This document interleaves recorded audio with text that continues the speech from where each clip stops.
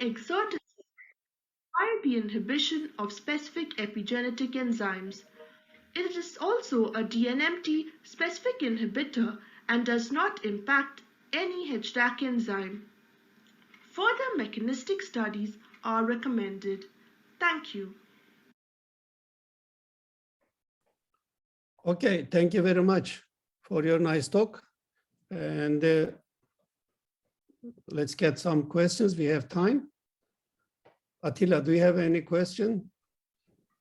Yes, thank you. Aisha, thanks for the presentation. So in vitro studies have shown, I mean, in cell cultures have shown that the compound shows some cytotoxicity, and then you have to try to find out what the possible mechanism of action is. Is that understand correctly? Did I understand that correctly? Yes, sir. Okay, but the problem is this. You rely on score only, and I don't see any validation. So can you comment on this? I mean, what is the reason that you trust your molecular modeling studies? Similar previous studies using other phytochemicals had been carried out at our laboratory also. And there are in vitro studies also being carried out at our laboratory.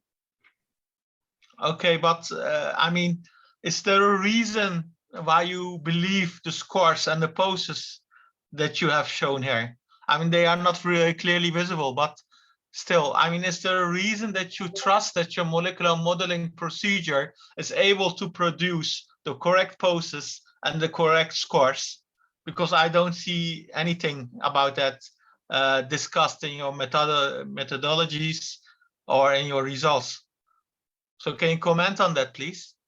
Yes, the molecular docking procedure had been used previously at our laboratory also, and involving. Yeah, I understand that. That's possible, of course, but still you have to provide data here. I mean, do you perform retrospective dockings, enrichments that show that your methodology is reliable, other than that it has been performed earlier? Yes, we did compare it with the already known inhibitors of galantin that are available. Okay. And we also regularly perform studies that we download the structure of the proteins, these proteins, with their inhibitors in which they are co-crystallized. And then we compare to see whether we are getting the similar results as in the original structure. After removing it, we compare it to see whether we are getting the original. So we know that our results are reliable by using this docking procedure. Okay. Thank you for your answer. Okay. Thank you, sir. Onur, do you have any question to Aisha? Yes, thanks Okay, for this presentation. So you are docking a single compound to multiple enzyme structures, and you try to explain mechanism of an in vitro observation. I think regarding the presentation of your results, it would have been much better if you showed the active site of the enzyme, because in the results section, you claim that these compounds bind to the active sites where the natural substrate binds. On the other hand, you use blind docking with Swiss-Dock. So Swiss-Dock may have predicted a completely different binding site. And if you claim that there is a favorable interaction with the ligand on that binding site, it is not a definitive proof of inhibition or not inhibition, whether there is allostery or not. There are a lot of issues that needs to be clarified before you can claim a specific mechanism. We did not claim the specific mechanism. We did this study to check whether the particular phytochemical galantin binds to the substrate binding cavity. So that is the cavity which is shown in blue. So we created the hydrophobic surface of the cavity on the protein. Okay. And then studied whether it is the phytochemical is bound inside it. So we also carried out studies to compare whether these bindings that we got were comparable to 5-AZA-DC, a known inhibitor of DNMTs. And we found that most of the interacting amino acids were similar as those which were involved in the interaction of 5-AZA-DC and gelangin. Hence, we proposed that the mechanism could be similar, but further mechanistic studies are also required. All right, but this claim of yours right now was not very clear on the poster. That's what I meant. If what you say is true, if you actually did it, you need to show it on the figures, and you know, it could have been a bit better, a bit clearer. That was my comment. Thank you. It was thank you, sir. So due to the limitation of 1-page PDF slide, we could not focus, we could not show further results due to that limitation. I have a just quick question for you. I'm also interested in epigenetic enzymes. I published several papers on different isoforms. So have you tried glycanin to HDOC6 and 10? Not yet, sir. Not yet. Oh, I just wonder, is there any inhibition for that? Okay, that was a wonderful talk. Thank you very much. Thank you. We need to catch up time. Okay, let's go to the next poster presentation. Next one. Okay. Greeting to all my audience. Today I'm going to do a poster presentation on my research project with the title IsO-prenylcaffeate as a potential Lux quantum sensing inhibitor in alluvial fishery at TCC7744. So let me begin with my introduction. Quantum sensing is a bacterial communication system which regulates the gene expression and linked to diverse bacterial functions such as viral vector synthesis and also bioluminescence. So this has been regarded as a silver lining in the combat against the rising of bacterial antibiotic resistance. IsO-prenylcaffeate is a potential Lux quantum sensing inhibitor because it was able to reduce the bioluminescence of alluvial fishery that controlled by the Lux quantum sensing mechanism by 88.5% at a minimum concentration of 15 micromolar. However, the molecular target of IsO-prenylcaffeate is still unknown, so we are going to use molecular docking as an early predictive assessment to investigate the molecular target and also the binding interaction of IsO-prenylcaffeate on the Lux protein, which regulates the bioluminescence pathway of alluvial fishery. So the first step of molecular docking is to obtain the 3D conformal structure of the natural ligand and also the IsO-prenylcaffeate in the PubChem database. Then we are going to predict our alluvial fishery Lux protein structure because it was not present in the PDB database. The protein model with less than 30% identity from switch model will be subjected to iTaser for protein trading on its own binding domain only to get the protein model.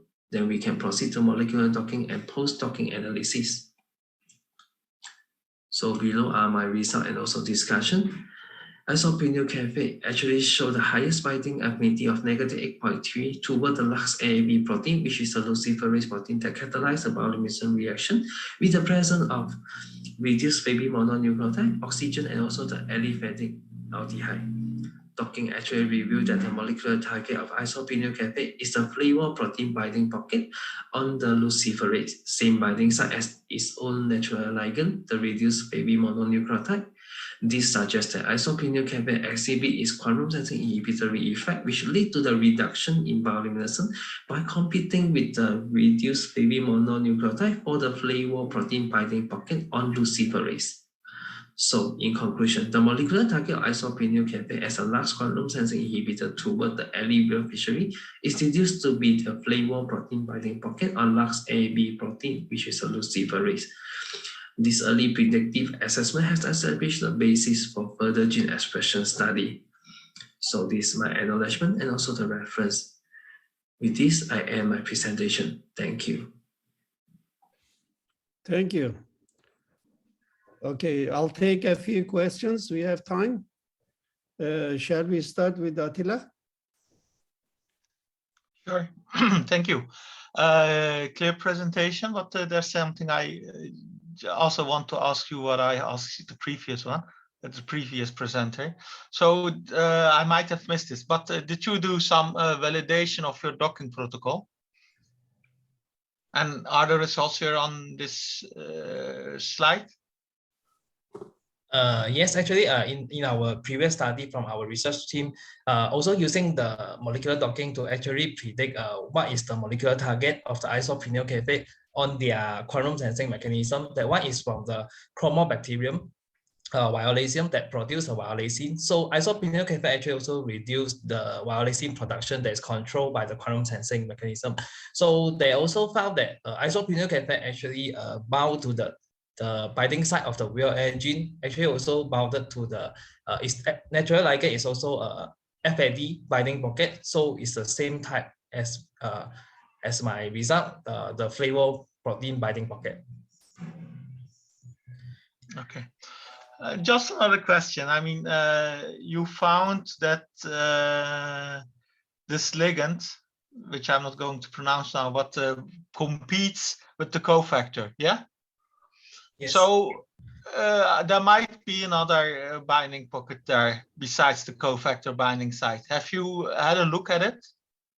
Yes, actually, I studied about the 7 proteins that involved in the Lux quantum sensing mechanism.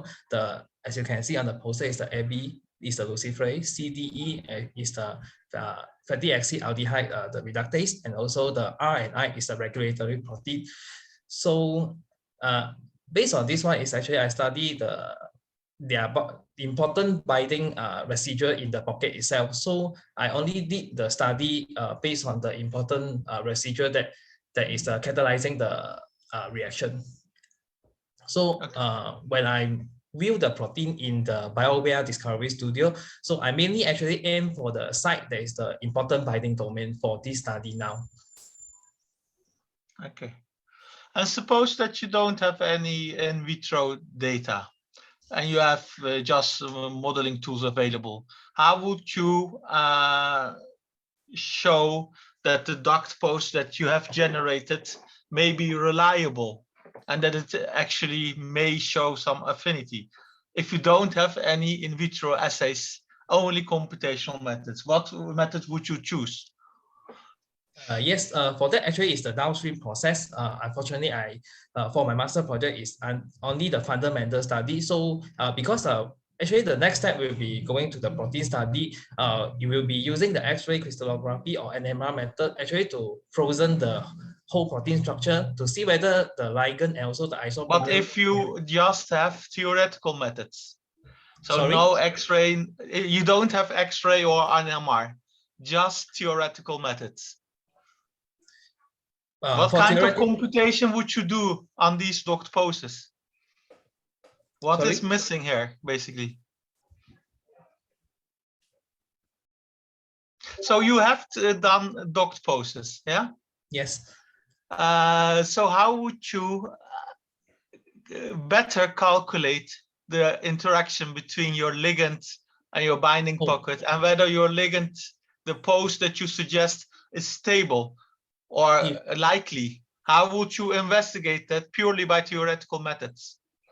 If by the bioinformatic method, the next step will be suggested for the molecular dynamics to see how actually the isoprenal cafe interact with the surrounding binding residue. Okay, thank you very much. Okay, is there any other comment or question? Honor, do you have any question? Yes, I have. Okay, go ahead, please. I have one question. So this is again a single compound, and you tested its binding to multiple enzymes. And at the end, you show results for only one of them, which gives minus 8.3 kilocalories per mole. Yeah. Why do you show this one and not the others? Because this one showed the highest binding affinity and it bounded to the important binding residue. So I did not show the others because the binding affinity is relatively lower as compared to this one. Okay, so at this point, I think we can think also in this way. First, the binding affinity is, I think, worse than the natural ligand. So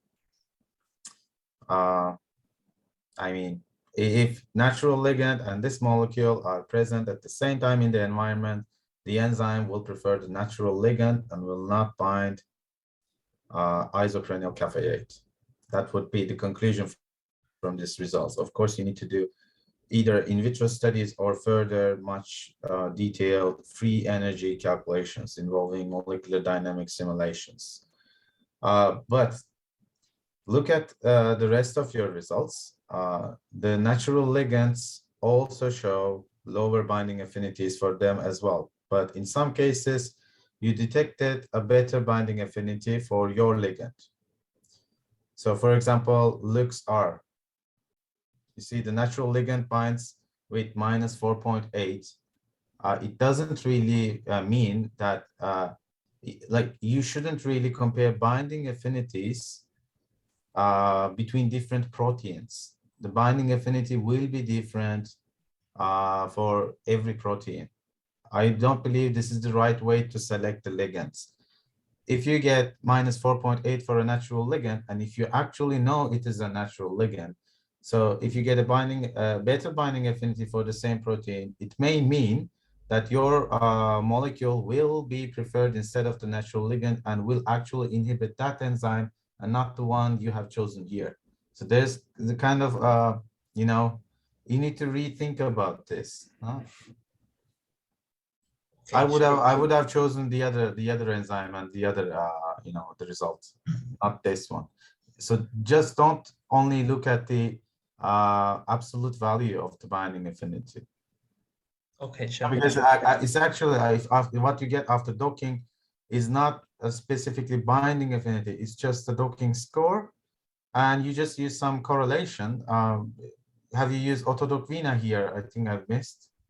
Yes, yeah, it's using Yes, the Autodoc Vina actually computes the score, and it's calculating binding affinity based on a experimental correlation published in 2009. It doesn't really mean that this is actually this is the actual binding affinity. There's I think the error range is plus minus 2 kilocalories per mole. This is quite high. You should always keep this in mind when evaluating such docking results. Thank you. But it was a clear poster, and you presented well. Thank you. Thank you for the I insight. think that Eric got all the important points and work on that project, you know, in the coming, you know, years. Okay, thank you very much for your nice talk, Eric. Let's go to the next talk. Next talk is going to be an oral, and the title is QSAR, ADMET and molecular docking studies of some novel xanthine derivatives for anti-pancreatic cancer. Okay. Who is talking, Ahmed? Are you there? Bakar Siddiq, I'm here. Okay, Abu Bakr. Okay, go ahead, please.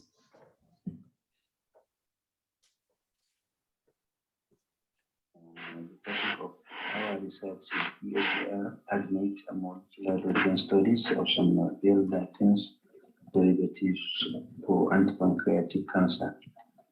This is the outline of our presentation: introduction, aim, methods, results, conclusion. Introduction: one of the most challenging cancers to treat is pancreatic cancer because its early detection is extremely difficult and cannot be surgically removed due to its location. Pancreatic cancer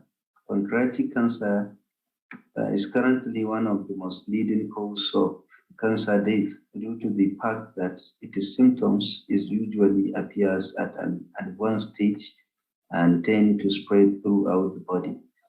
Several in silico strategies have proved to be potential for filtering chemical database towards the biological targets for the design of novel lead drug. One of the major use strategies is ligand-based virtual screening, which has emerged as famous because of its potential to screen a huge range of molecules passed from the available databases. The aim of this research is to develop a good QSAR model for predicting the activity of some selected compounds against the pancreatic cancer, perform molecular docking studies to understand the nature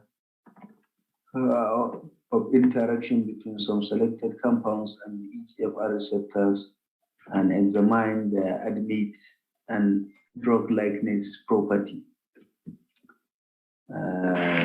Research methodology, data collection, a series of 23 lantine chalcone moiety derivatives with the IC50 were retrieved from the literature of Abu Zaid et al. 2019. The inhibitory activity were linearized by taking the negative logarithm to the base 10. The compounds were skewed using Chemco Ultra 12 and transformed into 3D formats using Spartan protein software.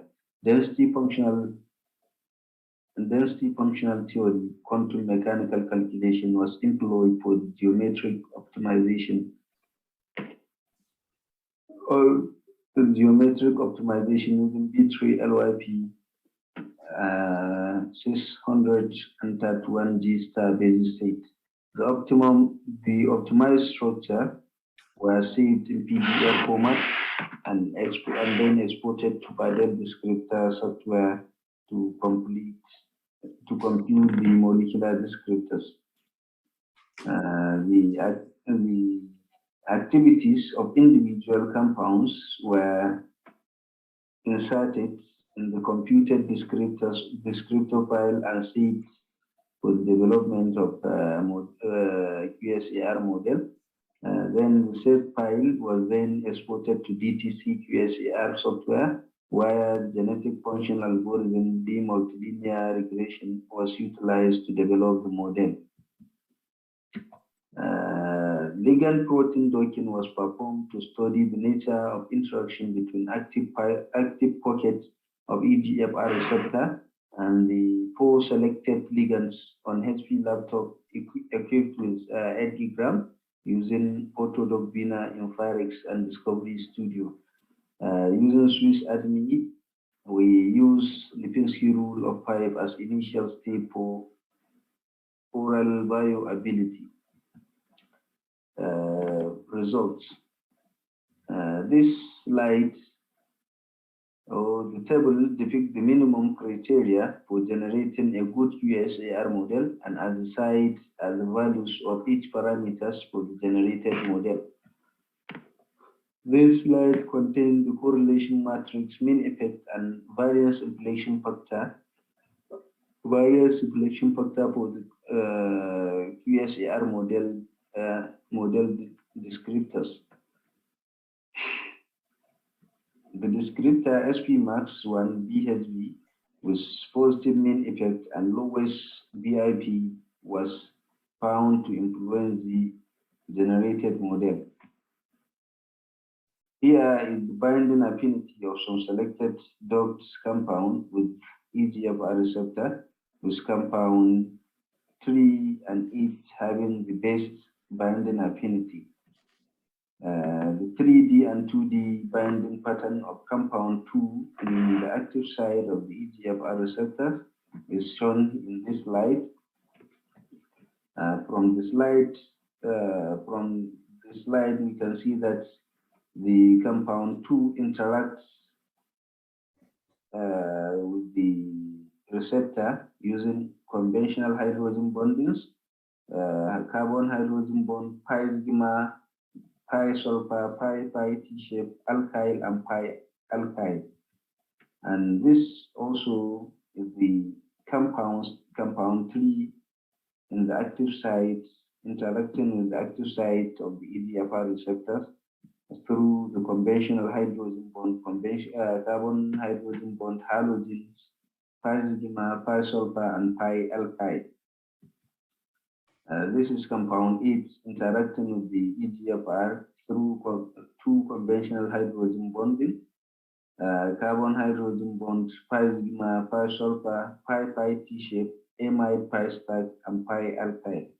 And also this slide contains the reference drug in interacting with the EGFR receptor.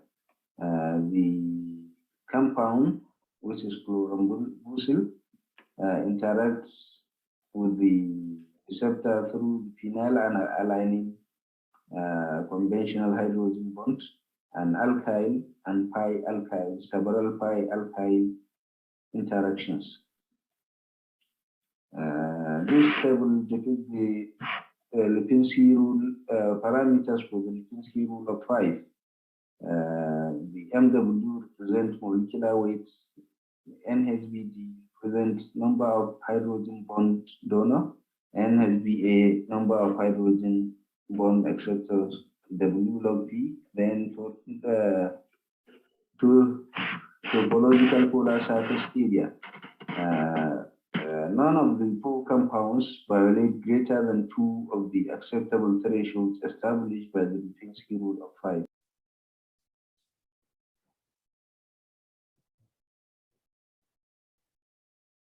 High predictive power using the descriptor SP-max 7DHE and SP-max 1DHE, dpol, and VR1 DZI. The validation parameters used to generate the model as discussed above also pass the minimum recommendation for building a valid QSAR model. Descriptor SP-max DHE with positive mean effect value of 1.1783 was found to mostly influence the optimum model. Compound 3 and 8 have better binding affinity than the reference drug. None of the compounds violate greater than 2 of the acceptable thresholds established by the Lipinski rule of 5. Thank you for listening. Thank you, Abu Bakr. It was a nice talk. Let's get any comment or question. I think Attila is having some problem with his computer. Shall we start with Onur Bey? Yes, I'm here. I'm listening. Okay. Thanks for this talk. I would like to ask again. I think I missed which software did you use to for docking, especially? For docking, I use Autodoc Bina in Firex. Okay. Have you validated the software? Same question. The software? Yes, the Vina. Have you checked its performance for the target protein? Like yes. Docking calculation. Yes, I have done that. Okay then. Thanks. Thank you. Let's thank Abu Bakr again, and let's go to the next talk. Next talk is poster presentation, and the title is the role of epigenetic remodeling in COVID-19 infection. I think there is a question in the chat box. What? There's a question in the chat box regarding the previous talk. Let's see. I think we answered all these. Yeah, he answered. Okay. We can. I checked. We answered. Okay. Now, shall we start the poster presentation? Yes. Simran, are you the one who is presenting? Yes, sir. Okay. Go ahead, please. Hello, everyone. I am Simranpreet Kaur, a graduate student at the Department of Microbiology, University of Delhi, India. Today, I'll be reviewing the interrelationship between host epigenetics and SARS-CoV-2 infection, replication, and pathogenesis. COVID-19 appears to be oddly selective, as only a small percentage of infected individuals become sick, and most of them are of old age or have an underlying medical condition like cardiovascular disease, hypertension, or diabetes. On the other hand, COVID-19 has been proven fatal for several previously healthy and even relatively young individuals. This variability can be explained only by the host genetic and epigenetic factors. Epigenetics is the study of molecular mechanisms that can perpetuate alternative gene activity states in the context of same DNA sequence. Moreover, it has been hypothesized that the epigenetic scars of the immune system obtained from the previous infections such as common cold coronaviruses or childhood infections may even alleviate the severity of COVID-19 infection. Viral infection releases PAMs, which are recognized by the TLRs, and a cascade of reactions is set off as an innate immune response. The balance of poised promoters of the interferons and the tumor necrosis factors shifts towards activation, which stimulates the transcription of interferon-stimulated genes or ISGs, which are critical regulators of cytokine storm, a hallmark of COVID-19 infection. The epigenome-wide association studies within COVID-19 patients with a vast repertoire of clinical outcomes have revealed the augmentation of chemokine activity and other inflammatory pathways. The viral components thus reprogram the epigenome of the host cells. For example, the protein 3p is an accessory protein which phosphorylates the RUNX1B of the host cell and then activates the interleukin-2 promoters, and thus the TC cells show an exaggerated immune response. Similarly, SAM-dependent methyltransferases form the 5' cap, which protects the viral RNA from degradation and induces the process of translation. On the other hand, the viral NSP5 protein inhibits the transport of histone deacetylase 2 into the nucleus, thereby leaving an impact on the epigenome of the cell. We all know that the ACE2 receptor is essential for the viral entry into the host cell. In the first wave of infection, SARS-CoV-2 enters the host cell through ACE2 and releases its viral RNAs, which are sensed by TLR3 and other components. This leads to the activation of innate immune signaling pathways, resulting in the production of interferons and other inflammatory cytokines. Then ACE2 is upregulated by these cytokines through JAK-STAT pathway, hence enhancing the entry of SARS-CoV-2 into the host cell. Moreover, the transcriptomic data from COVID-19 has revealed an imbalance between ACE and ACE2 expression, which causes the increased production of bradykinin, a vasodilator.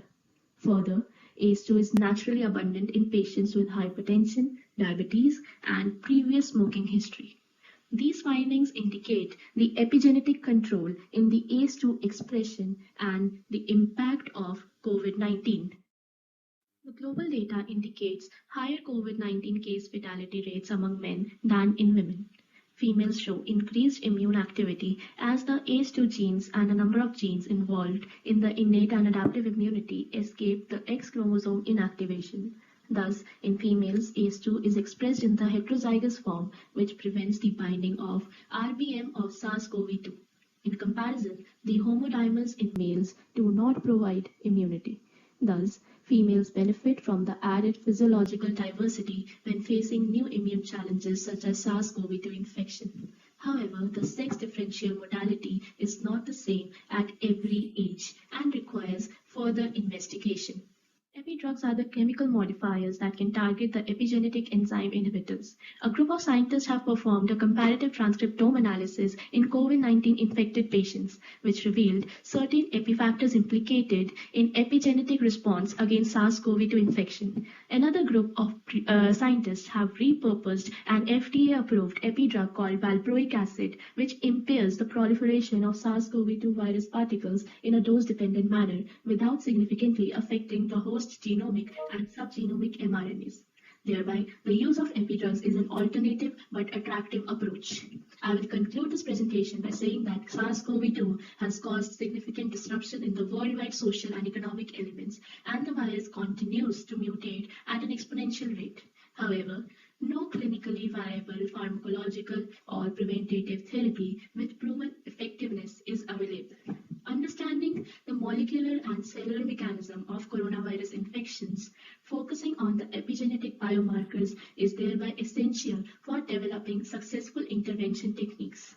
Identification of epigenetic regulators will aid in predicting which healthy individual will develop a severe version of the disease and who will have no symptoms at all.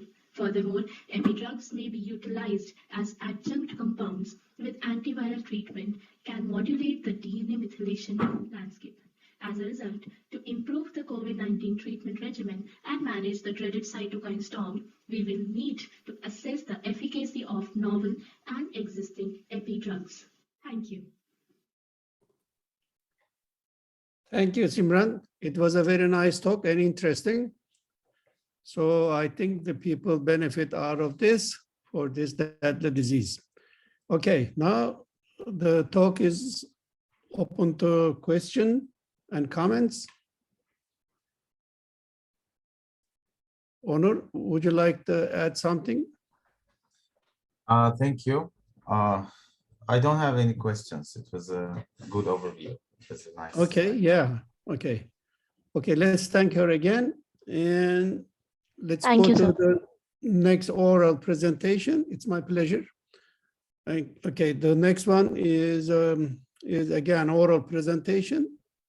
In silico design of anti-Den V2 NS2B and S3 peptide inhibitors. Okay. Who is Leon? Are you the one? Lai Tai Leon. That is me. Am I pronouncing your name correctly? Yeah, sorry correct. about that. That's correct. Okay. Okay, go ahead, please. A very good day to the judges and audience.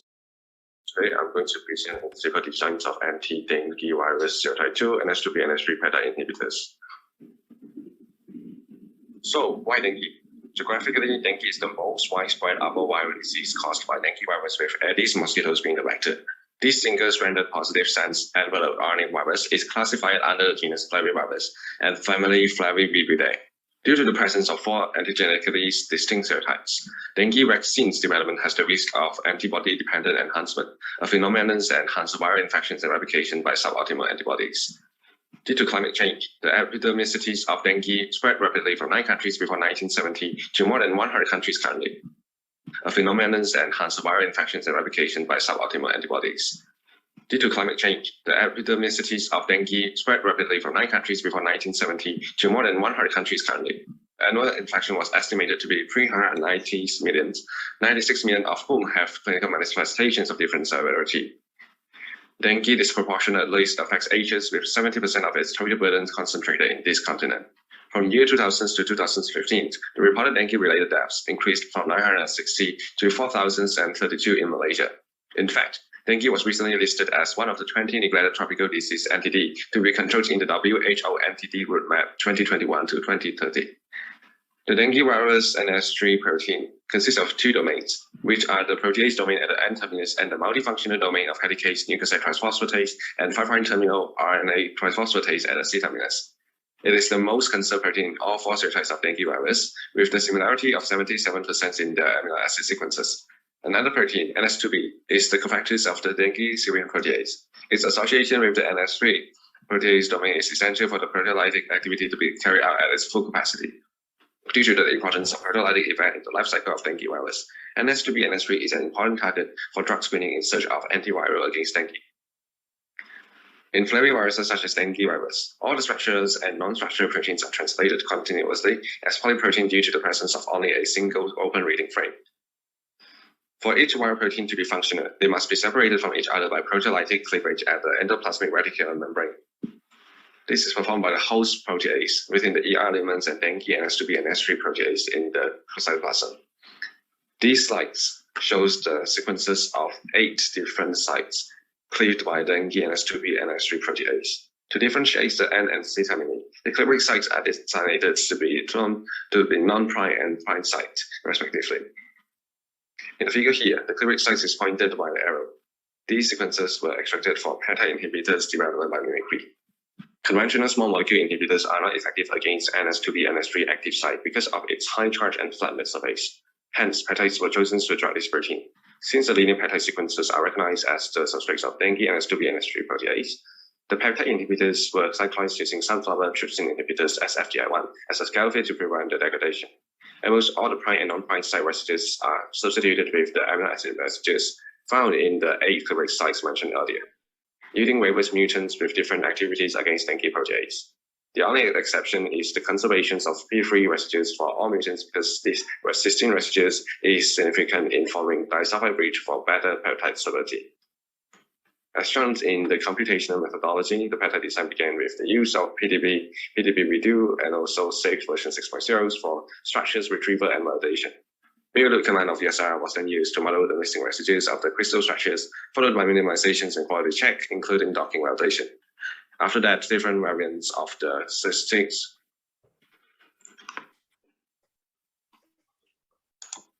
After that, different variants or mutations of the cyclic peptides generated in silico were docked with the dengue virus serotype 2 and NS2B and NS3 using CADD, giving results that were visualized and analyzed using CADD and midplot.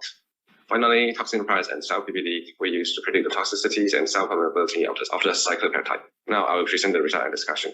Due to the absence of co-crystalline ligands in the crystal structures of dengue virus serotype 2 and NS2B and NS3, 3U1J, the crystal structures of dengue virus serotype 3's protease bound to a protein was chosen for docking validation. This validation is important in order to ensure the validity of docking result.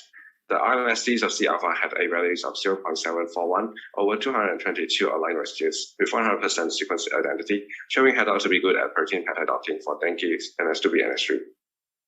This table shows the sequences of wild-type SFTI1 and its different mutants. The mutants were named by adding the origins of mutant sequences after the phrase SFTI1. The comparisons of wild types and mutant SFTI1 shows SFTI1 capsid to be the most stable cyclic peptides after minimizations with the value of negative 813.516 kJ/mol, followed by SFTI1 NS3 int and SFTI1 4B5. On the other hand, SFTI1 NS3 int was shown to be the best peptide inhibitors with the lowest value of negative 207.709 kcal/mol. This is followed by SFTI1 capsids and SFTI1 348 as the second and third best inhibitors respectively. Using the DIMPLOT program of LabPlot for 2D visualizations of interactions between 4M9K dengue virus serotype 2 and NS2B NS3 and peptide inhibitors, it is obvious that the peptide mutagenesis using natural sequences derived from polyprotein cleavage sites significantly increased the number of hydrogen bonds and hydrophobic interactions. Similar to the wild-type SFTR1, the three best mutants inhibitors also form hydrogen bonds with aspartate 1075 of the NS2B NS3, indicating a conserved interactions that is essential for interactions of these cyclic peptides with the NS2B NS3. The best peptide inhibitors, SFTI1 NS3 in, is the only peptide that form hydrogen bonds with all three residues of the catalytic triads on NS2B NS3, which are the histidine 1051, aspartate 1075, and histidine 1135. This may explain its strongest binding affinity towards dengue virus serotype 2 and NS2B NS3. Based on this table, it can be observed that most mutants generated from the natural cleavage sequences form more hydrogen bonds and non-bonded contacts with the NS2B NS3 than the wild-type SFTI1. These align well with the assumptions that natural polyprotein substrates form favorable interactions with the NS2B NS3. Although the top three NS2B NS3 inhibitors neither have the highest number of hydrogen bonds nor the highest number of non-bonded contacts, a clear trend can be seen that all of them have 6 to 7 hydrogen bonds with more than 16 non-bonded contacts. The formations of too many hydrogen bonds may indicate over polarities of the peptides as shown by the poor cell permeability of SFTI1 and S4A in the coming slide.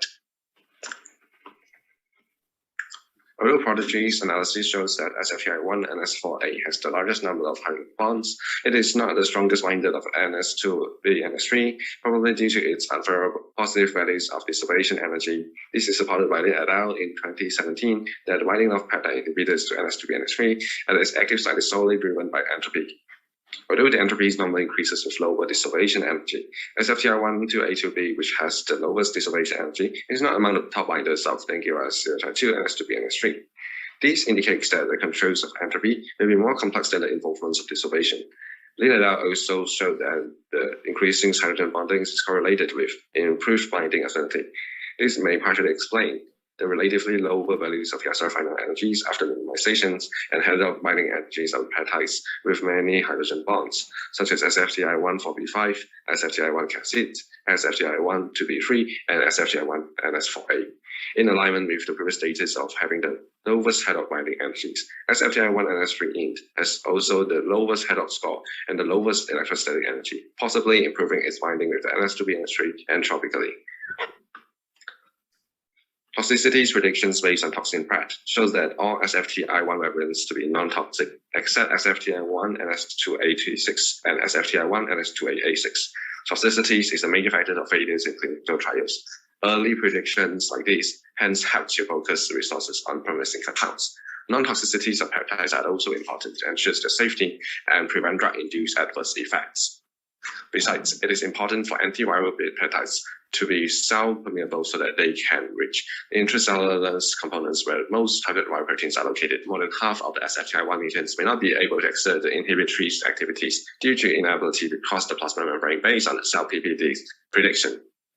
The cell permeabilities of these SFTI1 mutants may be increased by incorporating non-polar residues at non-prime sites to offset the prime site polarity. In conclusions, research from molecular docking show that SFTI1 NS3 in, SFTI1 capsids, and SFTI1 34A to be the top 3 candidates that may be further optimized in the future for better pharmacological properties in terms of cell permeability, specificities, and affinities. This may be achieved by mutagenesis, incorporations of unnatural amino acids, and post-translational modifications of amino acids. All peptide inhibitors designed except those with NS2B cleavage site sequence are non-toxic. Molecular dynamic simulation is currently ongoing to investigate the binding of these peptide inhibitors with NS2B and NS3. Last but not least, I would like to thank my institutions, University of Petroleum Relations, and my supervisor, Dr. Adam, for the support, as well as the conference organizers for the opportunity to give this talk. Here are my references. Thank you for listening, and I'm happy to answer some questions. Well, thank you very much for this nice talk. Is there any question to Tai? Attila, are you there? Are you ready to ask? Yeah, I'm here. Can you hear me? Yes. Okay. Thank you for the presentation. But it was very fast. You spoke very fast. Maybe you sped up the playing of the video, I don't know, to fit inside the time, but it was very difficult to understand. So therefore, I'm going to ask you some questions. You had a picture showing a 2D, the 2D structure of the ligand interacting with the protein active site, if I saw it correctly. Can you show me that picture again? And Sure. can you discuss the interactions that you see there? Maybe we ask Mohammed for help. Mohammed, you are in charge. Yes, I'm here. Just let me stop my screen first. Would you mind allowing my another account to share the screen? It's under the same name. Yep, I've just done it. You can share your screen.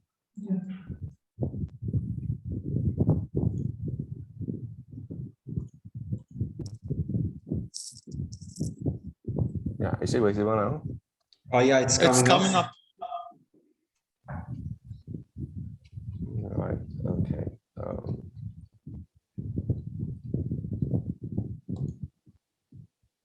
Yes, that's the one.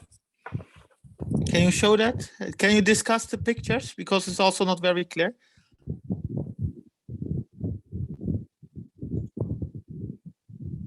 So basically, I generated the 2D interactions using the dim plot functionalities of the LibPlot Plus.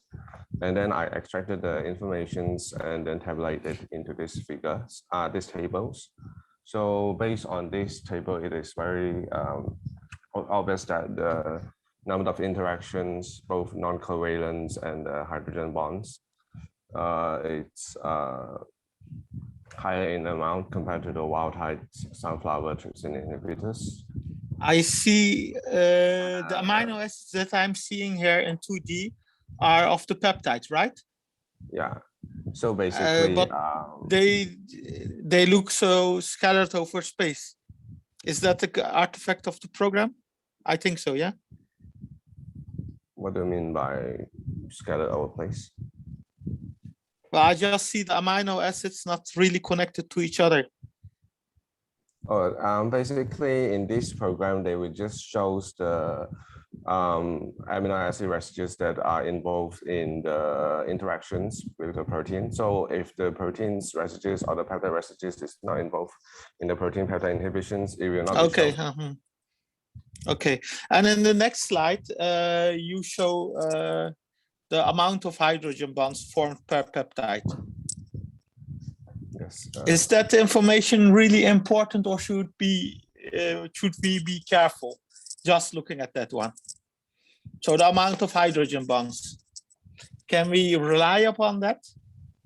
Yeah, so basically I have referred to the papers of Professor Celia from California. So basically they did the docking analysis of the cyclase appurtenance with the dengue virus serotype 2, serotype 3 protease, and then they analyzed the number of hydrogen bonds, but then they analyze it in terms of the number of hydrogen bonds that exist in the MD simulation. So currently my MD simulation is still running. So I just shows the hydrogen bonds in terms of molecular docking. So basically, as we know, peptide-protein interactions are similar to protein-protein interactions.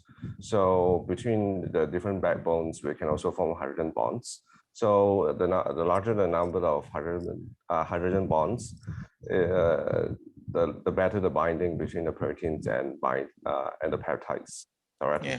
As you said, we are interested in the number of hydrogen bonds during a simulation of considerable time. So looking at the hydrogen bonds in just a docked pose is not good enough, basically, because the post you have generated might not be stable during an MD simulation, and starting with 10 hydrogen bonds, you may end up with only 5. So looking at the numbers here is less significant compared to looking at the same numbers in a molecular dynamics simulation. Okay, that was it. Thank you very much. Thank you very much. Okay. Onur, do you have any question or comments? Yes. Go ahead. Thank you. Thank you.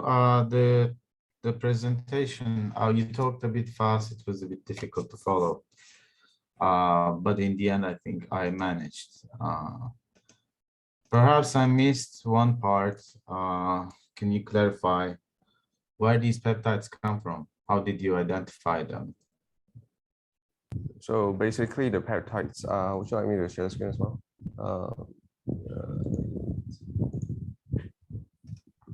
Is it visible now? Yeah. Yeah, so basically this is the 2D structures, 2D representations of the sunflower trypsin inhibitors 1. So this protein is, this peptide is in a cyclic form found in the seeds of sunflower seeds. Yes, found in the sunflower seeds. So this is a wild type peptide. And then many study actually showed the, we call it molecular grafting, so the replacements of these binding loops with the peptide sequence that we are interested in. So basically I just remove these prime sites and also the non-prime site except these P3 residues with my peptide sequence that I get it from the polyprotein sequence of the dengue polyproteins. So this is actually the sequence recognized by the dengue protease when it wants to cleave the polyprotein into different components. All right, so I take it and then put it here. Yeah, what you show here is so this is a cyclic peptide. Yes. So one end is connected to the other one with the peptide bond, so it forms a cycle. All peptides are like this, cyclic peptides. Yes. Okay.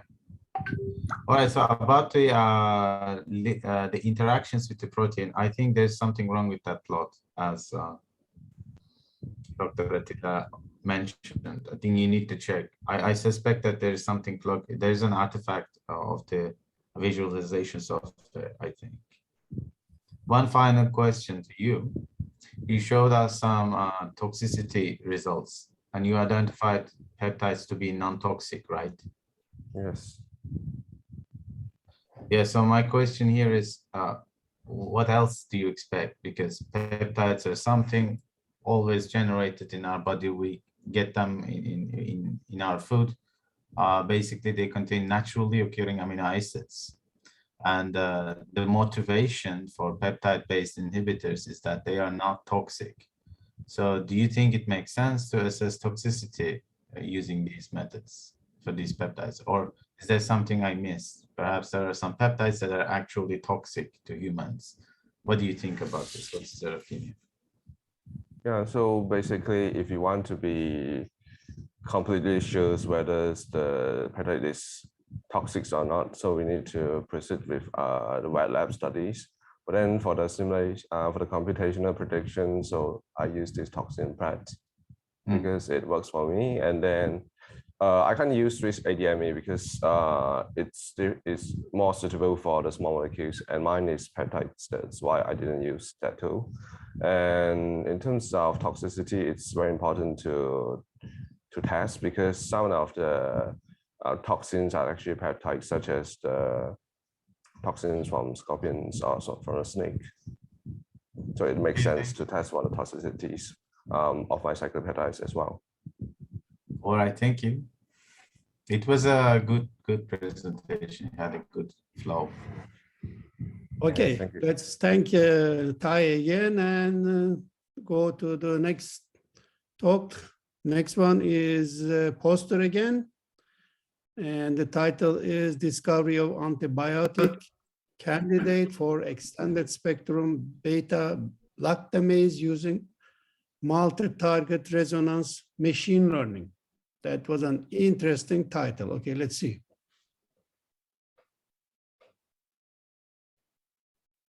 Hello everyone, I'm Eri Prasetyo Nugroho from Cancer Chemo Prevention Research Center, Fakulty of Farmasi, Universitas Gadjah Mada, Indonesia.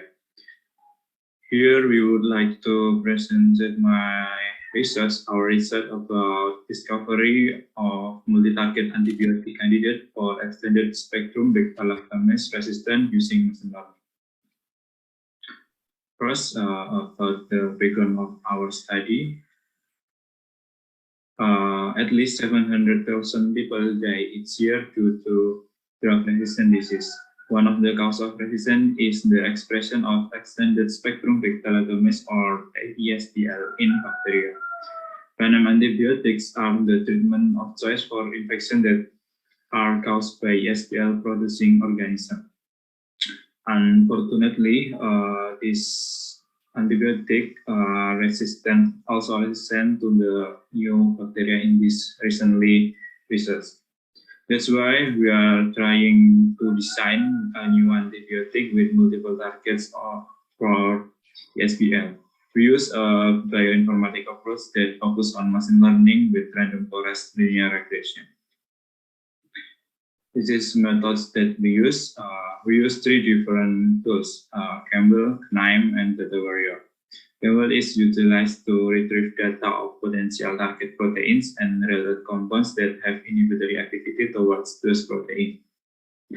The potential target proteins consist of beta lactamase and common target proteins of antibiotics.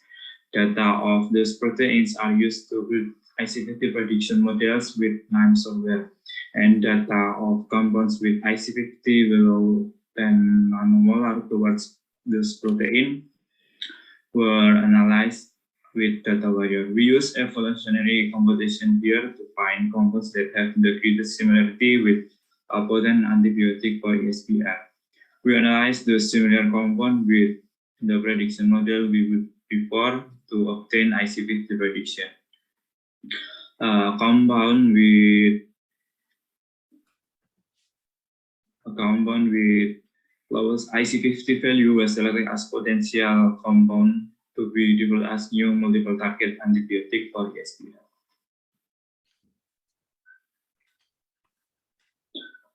Then about the results. First, from this research, we select 7 beta lactamase from different organisms and variants as the target. To extend the mechanism of antibiotic, we also select for target proteins that contribute to inhibition of DNA replication, inhibition of folate biosynthesis, inhibition of cell wall biosynthesis, inhibition of protein synthesis. Result number 2, chemical library. We tried to find potential compounds to target those 11 proteins. The evolutionary computation used a data set around 1,000 compounds with fitness criteria to cephidrosol, namely of potent antibiotic, between 0.30 to 0.60. Then result number 3, among this compound from the evolutionary library, we test it towards 7 model, towards 11 model we create before. And we found that BX70, the compound with the lowest IC50 has the IC50 around 500 nanomolar, and it's 3 times lower compared to ceftriaxone. The result shows that BX70 are predicted to inhibit beta-lactamase and multiple proteins that contribute to several mechanisms of bacterial growth, including the synthesis of cell wall, protein synthesis, DNA synthesis, and folate synthesis. In conclusion, BX70 showed its potency to be developed into multi-target antibacterial to treat ESBL. BX70 acts as beta-lactamase inhibitor and also targets for general target of antibiotics. With this multi-targeting, we hope could combat and prevent resistance in antibiotic use. That's all from us. Thank you. Thank you very much for this nice talk. Okay, let's see, is there any question or comments? Shall we start with Attila Bey? Mm-hmm. Okay, thank you very much. Interesting question, but I have to watch your presentation via my iPad, so the screen is a little bit small. Therefore, I couldn't understand some of the pictures. So if you look at the methods, you're taking the Campbell database, and then you have the two branches, one going via NAM, one via data warrior, I'm sorry. So what do you do with NAM exactly? You take out the beta-lactamases, or you? I didn't catch that really. What are you doing with NAM? Can you explain? Okay. Can you hear me? Yes. Okay. We use KNIME to do the machine learning analysis. We create models prediction with RAM and data warrior. Actually, we did first from Campbell. We did filtering. Yeah, I have problems understanding. So, what's the output of NIME? What do you take in and what comes out? That's what I'm interested in. Are they molecules or proteins? Sorry, can you repeat the last question? What's the output of NIME? Are that molecules that you're interested in, or are that proteins, like the beta-lactamases and different targets? I didn't quite catch that. Okay. First, the reason why we choose NIME. Actually, I'm a pharmacy student, so programming skill is not really good for me. We use NIME. They have benefit, like they don't really need to have some programming skill. They are codeless coding software, and then the output of KNIME software is actually a model prediction. It could be used as model prediction. We test our compound data set toward it, and we can retrieve IC50 prediction. Okay, and that IC50 prediction, that's based on what exactly? Like similarity on other compounds, or do you compare it with the binding site? Okay. About the IC50, actually we collect data from Campbell. First, in Campbell itself, it has like perhaps like target 1 beta-lactamase, and it's all data set about compound, and it's IC50. So we retrieve IC50 and its compound structure for Campbell. Okay. Can you shortly explain what I am seeing in figure 2? Because I can't see the graph. I don't see the axis and the titles. Okay, first it's chemical library evolutionary. From the first result, there are several targets, and from the targets, we collect like compound that has IC50 under 10 nanomolar. So it's could be categorized as potent inhibitor. And then from all the targets compound, we make a chemical library evolutionary in data barrier from its compounds from analysis of potent inhibitor. We make evolutionary to cephidroxal. Cephidroxal is compound or antibiotic proven that they have wide or strong and as inhibitor in currently research. I mean, we make evolutionary from the compound targets. I mean, compound in targets we chose before, and then we make evolutionary to cephidroxal. Okay, finally, this BX17, that's a new compound, not previously tested against beta-lactamases. Is that correct? Oh, yes. Okay. Okay, and does it, did you check? So if I understand correctly, this compound has no reported activity. It's not previously tested against beta-lactamases. Okay. Is that correct? Actually, I did research about its similarity in zinc database and found this BX70 has salt, natrium or sodium in its ring, but in zinc database it doesn't have it. So I think this is new compound, but from the zinc database we found that there are similarity around 70, 0.70, and it has activity against beta-lactamase. So it's not really new, but actually it's new because the salt ion.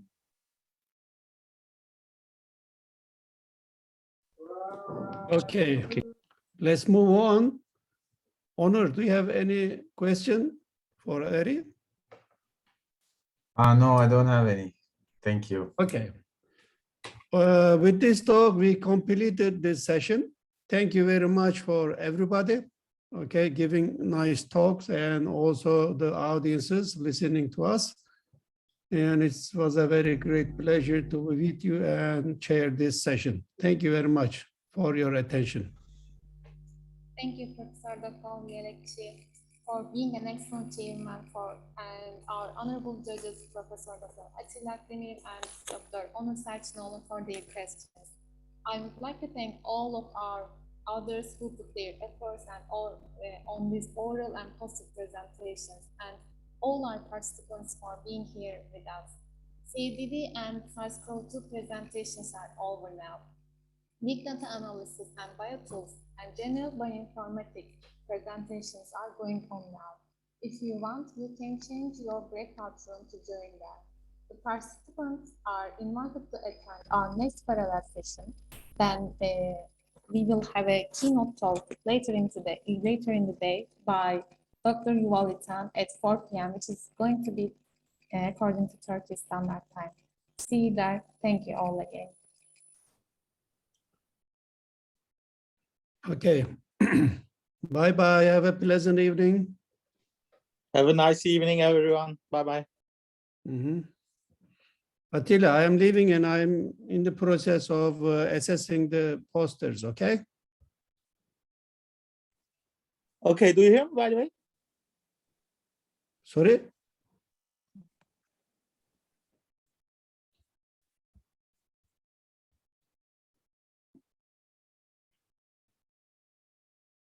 Differentially methylated genes. We found differentially methylated genes. We conducted regulomic studies, and we focus on TF target detection. TF means transcription factor.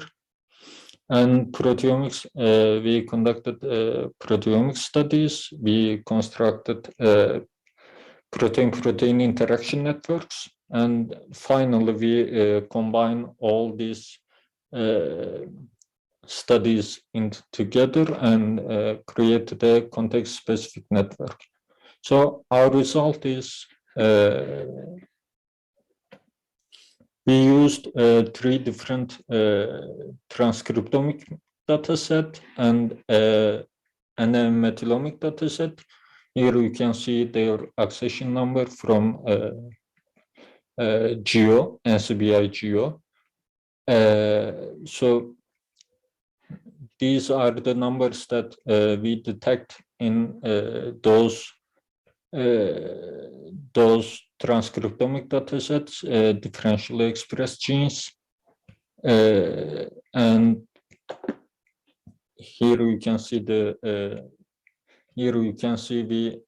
that we detected in metallomic dataset differentially methylated genes, 1,132 differentially methylated genes we detected, and 1,909 in 1,909 CPG islands. And you can see we consider p-value lower than 0.1, and there is another value for differentially methylated genes, namely beta difference. Beta difference measures the methylation level of genes. We took that level greater than 0.2, and you can see the distribution of differentially methylated genes, hyper DMGs, hypo DMGs, and there are also hybrid DMGs, aka having hyper and hypomethylated regions in a gene. So those are our results of WGCNA. You can see here that some groups, some modules. This WGCNA eventually gives you modules that and that modules contains genes that are co-expressing, namely meaning that these genes are co-expressing in certain conditions, and you can see that we found these results and greater modules accumulation. So these are the result table of WGCNA. And in regulomics studies, we found differentially methylated promoters, that is TSS 200 and TSS 1500, and then we found differentially methylated transcription factors using TRUST database, and then transcription factors binding to differentially methylated promoters using TRUST, and differentially methylated transcription factors targets using TRUST database. So here we can see the numbers of differentially methylated promoters accordingly hypermethylated or hypomethylated, and their distribution of either whether they are non-coding or coding. We carry on with the coding genes, and here we can see the numbers of differentially methylated TFs or differentially methylated TF targets, or TFs that regulating differentially methylated promoters. And then finally, we constructed the PPI network, protein-protein interaction network, and then we integrated all this TF data, TF target data, and transcriptomic data, and we used we visualized this network on Cytoscape program, and J-active modules app of the Cytoscape program gave us top 5 highly transcribed network modules, and here you can see the our network. In this network, the shape that is triangle refers to TFs. These blue, these somehow, how can I say, purple or whatever elliptic shapes, and these orange shapes are differentially methylated genes, and those shape that coloring purple is TF targets. So in conclusion, WGCNI results show distinctive groups of genes that are co-expressed, and functional enrichment analysis of these WGCNA modules indicated strong relationship with immune system regulation, that meaning that co-expressing genes are belong to immune system regulation. And at the end of the context-specific network, it revealed 7 novel genes that are highly up or down regulating, meaning up or down, transcribed via epigenetic mechanisms, especially hyper or hypomethylation. Genes that are differentially expressed and differentially methylated at the same time, meaning that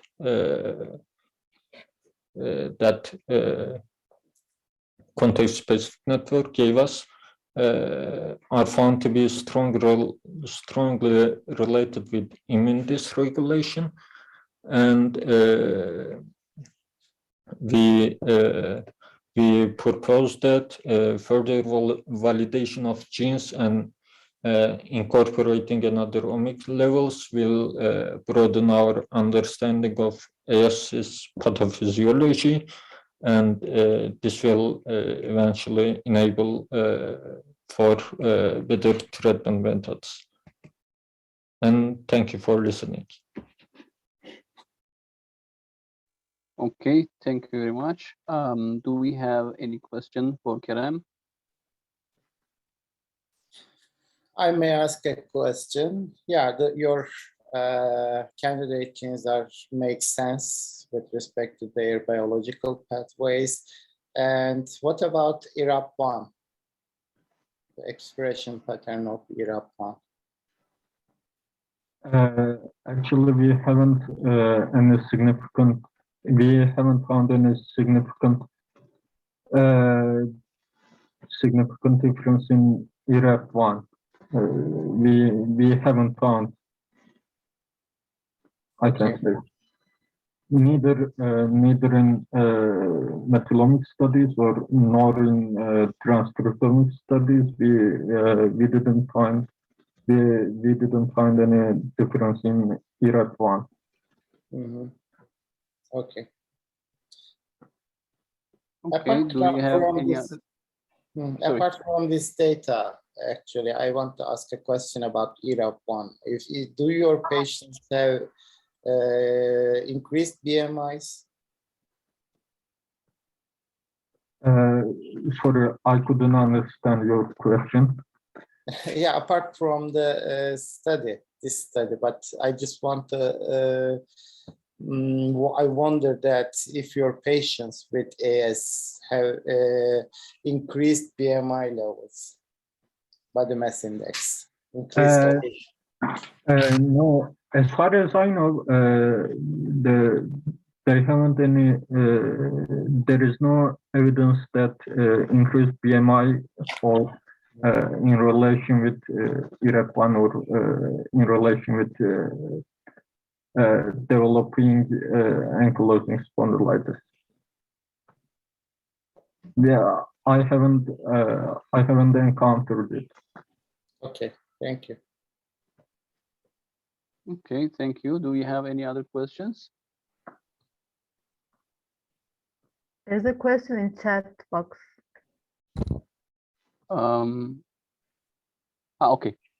I just saw. I missed. Sorry. Did you comparatively analyze the modules? We actually didn't compare the modules of WGCNA, but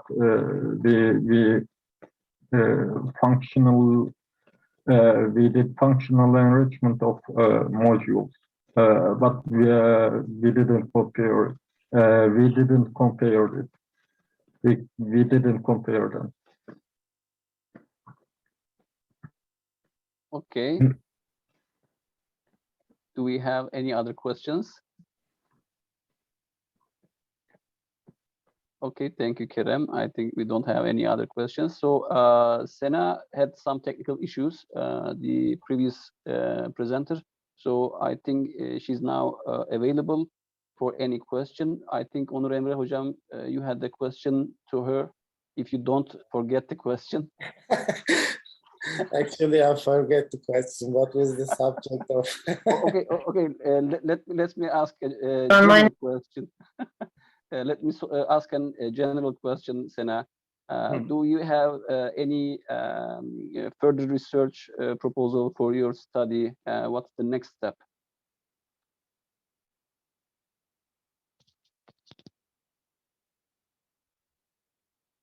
Sena, are you here? Yes, I can hear you right now. Yes, we are continuing our studies about this subject. We are trying to model the same proteins with changing the distance between the proteins and elongate the simulation to obtain more balanced data right now.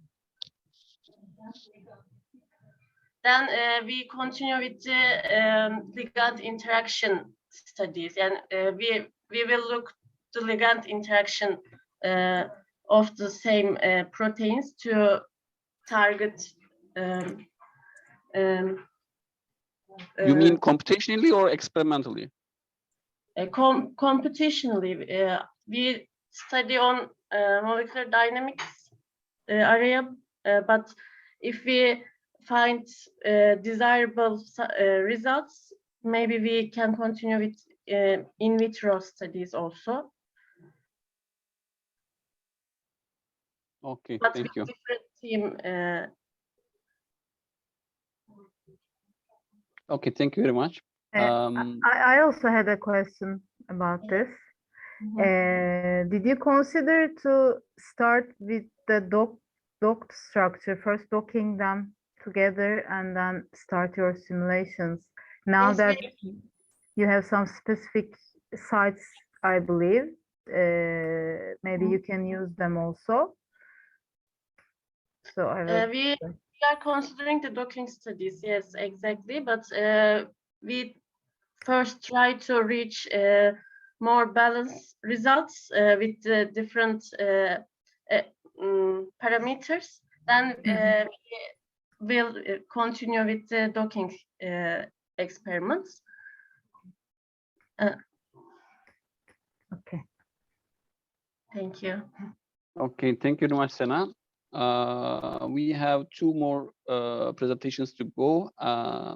The one before the last one is by Ghazala Sultan and Saliha Zubair, and their presentation is titled as Biomarker Identification in ductal breast carcinoma through gene clustering and classification using machine learning techniques. Okay, let's continue.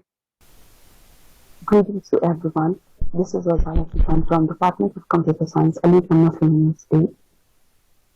Thank you for giving me the opportunity to present my important 5th International Symposium on Bioinformatics on biomarker identification in ductal breast carcinoma through gene clustering and classification using machine learning techniques.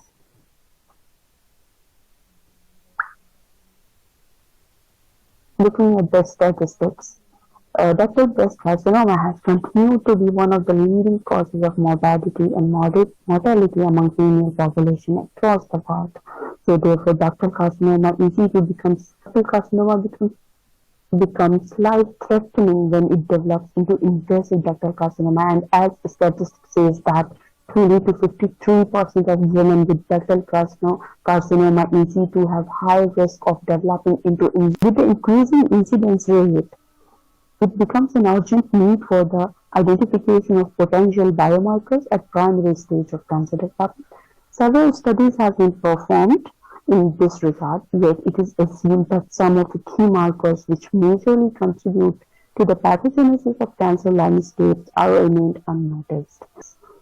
Since machine learning has been contributing greatly to biomedical science researches, including molecular subtypes classifications, disease progression predictions, MRI image analytics. In this study, we have included normal breast tissues and with respect to the ductal carcinoma in situ and invasive ductal carcinoma in situ, ductal carcinoma samples for the further analysis of gene expression comparison and identification.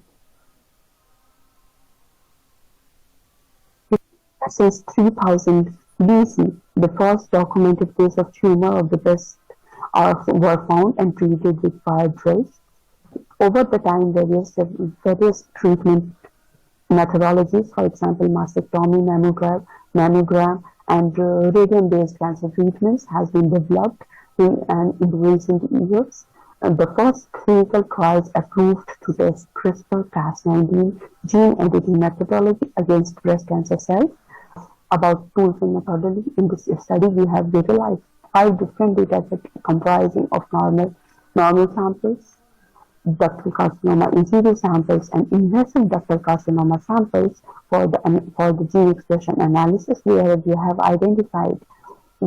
compared normal samples with the ductal carcinoma samples and identified total 509 differentially expressed genes. And when we compare the genes which are specific to which are specifically responsible for the development in ductal carcinoma in situ to invasive ductal carcinoma, we found that there are total 312 genes which were responsible in progression of which might be responsible in progression of the ductal carcinoma in situ to invasive ductal carcinoma. Furthermore, the common DEGs, which were among both the common DEGs for 59, which were identified and followed by the gene regulatory network analysis and for functional enrichment analysis to identify their molecular involvement and biological functions in the breast cancer samples. Additionally, we have applied machine learning algorithms to analyze the genes, to train the gene models, which can classify the genes based on their expression, that these genes are which falls in the normal sample category and which falls in the disease sample category. So based on the gene expression levels, we have classified the genes in 2 different groups, normal and the disease. Diseased group contains the DCIS and IDC group. Furthermore, we have classified the genes and applied 7 different machine learning algorithms for the DEG validation, because we have already identified the common DEGs. We had to cross-validate the DEGs that we are identifying from gene expression analysis, and the common genes which were found were taken for gene regulatory network analysis and functional enrichment analysis. The common DEGs that we have identified has further gone through the network analysis, and we have identified that genes are mutually interacting with each other. Most of the genes, as you can see, the network is quite dense. Finally, the co-expression analysis of the data revealed that 12 genes out of 59 genes were co-expressed were highly co-expressed with each other genes involved in breast carcinoma. According to our results, these genes are associated in co-expression with other genes and also expressed in the breast tissues involving FAP4, PLIN4, GPR84, and respectively other genes. Among all these classifiers, only 6 classifiers showed the highest accuracy, which is 90%, and the true positive rate and the false positive rate for these classifiers varied with between 0.9 to 0.8 and 0.0 to 0.2 respectively. The accuracy percentage of SMO, SBM, L11 and J48 was 90%, whereas the accuracy percentage of nigase, Bayesian and decision table was 85%. Classification results for 6 classifiers were used to check their accuracy for correctly classifying the sample types. The performance of accuracy for each classifier of the 10 folds accuracy is least, where the decision table shows the least accuracy while the J48 shows the highest accuracy in the classification algorithm. In the conclusion, the presenter study utilized the integrated approach of bioinformatics data analysis and machine learning classification method, clustering and classification of the genes. We have identified 13 genes, and along with other genes that could utilize in distinguished ductal carcinoma and normal samples. Therefore, these 13 genes could be used as a potential gene set as biomarkers to identify ductal breast carcinoma. Bayesian decision table and other algorithms that we have used qualified for further analysis except random forest algorithm, and J48 emerged as the best classifier amongst all the classifiers. The results from this study also signifies the highest accuracy results of J48 algorithm. Along with the successful results, there will always be some limitations in every study, and we have integrated that with the future direction, because we are in this study we have considered only 7 classifiers including SEO and legit-based biasnet and J48 random forest and decision table. Therefore, furthermore algorithms, because we have used only 7 algorithms to classify the data, we would expect in our future work to use furthermore algorithms that could be applied for the classification of the genes, and the cross validation could be done to achieve more algorithms which can accurately classify the data. Additionally, the accuracy of J48 as the best classifier for sample classification may need further validation by using it to the datasets from a broader range of breast cancer samples and other diseases, because the less number of samples is only limitation for the bioinformaticians, because whatever data is available in the public databases, we utilize those data alone, and we are expecting to get more range of data sets, and we could identify potential biomarkers as promising therapeutic targets for the breast cancer. Thank you for giving me the opportunity. Thank you very much for the presentation. The enthusiasm of the audience is high. That's perfect. We have already 2 questions. Dr. Zenlu asked that what's your sample size, the number of patients, and any information on the subsets of breast cancer. And also commented that your differentially expressed genes seems to be low. Can you comment on this? Good evening, everyone. This is Ghazala Sultan. Am I audible? Yes, please proceed. Yes, sir. So thank you for the question. First question is, what is your sample size and number of patients? So basically, since we have taken 5 different data sets, so there were different number of samples in each data sets. In total, we can say that there were total 270 samples, as each data set containing as 54 sample, 30, 82, 42, and 62 samples.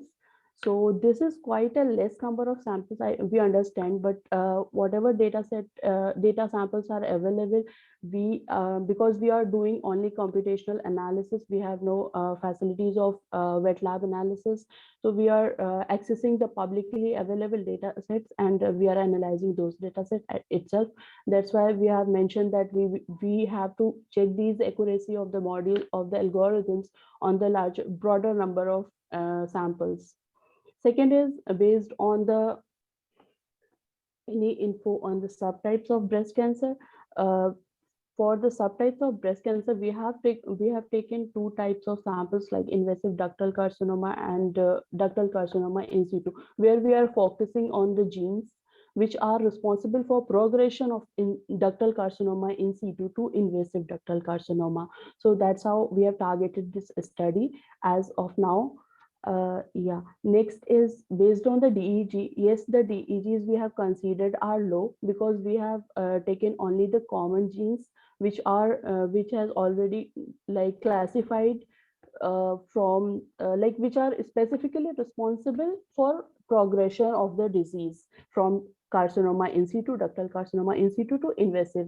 That's how we have, that was the initial aim of the study. And thus also we have targeted on the machine learning algorithms which are classifying the genes correctly. So that's how we have concluded at the final stage. We have taken only 13 genes which were taken as the target gene, because those 13 genes were correctly classified by the machine learning algorithms as well, that which we got as J48 algorithms, given best accuracy. Yeah. Next. Dr. Zanlu added another comment. I mean the molecular subtype. I think about the subtypes of breast cancer. Yeah, so in this study, we have focused on ductal carcinoma alone because other subtypes include lobular carcinoma and other types. So we have included only those data sets which have the ductal carcinoma and invasive ductal carcinoma samples. So I guess no information for these subtypes. And another question is it possible or is it logical to ignore the possible differences between the two types of breast cancer and considering as one group? I can add myself, why did you get the intersection of differentially expressed genes? I couldn't get that point exactly. What's the biological assumption behind that? So taking the intersection of two differentially expressed gene group means you are searching for some common expression patterns for two different types. I couldn't get that point exactly. Can you make any further comments on it? So it is like while doing machine learning analysis, so we have prepared the model which will be classifying, like we have taken it in two times. Like first time it is normal with DCIS samples, ductal carcinoma in situ samples alone, and then the model will be differentiating which genes are like normally expressed and which are like diseased form expressed. And then again in the second go we have taken the normal with IDC samples so that we can classify the genes in different groups as normal and diseased one, because when we are comparing DCIS diseased one, so diseased one samples are already in highly expressed, so their expression form is large, so that the model is like not able to clearly differentiate between the two types of different disease samples. That's why we have classified into normal and then diseased groups. Okay, do we have any other questions?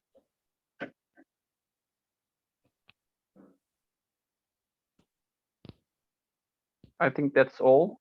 Thank you very much for the presentation. Now we will proceed to the last presentation by Cemre Kefeli and Andres Aravena, and their presentation is about novel targets of the VNT beta catenin pathway discovered using gene expression data mining. Okay, let's start. Hi, my name is Cemre Kefeli. and I am a master's student in Istanbul University of Molecular Biology and Genetics. Today, I will talk to you about our quest of identifying novel targets in Wnt signaling pathway.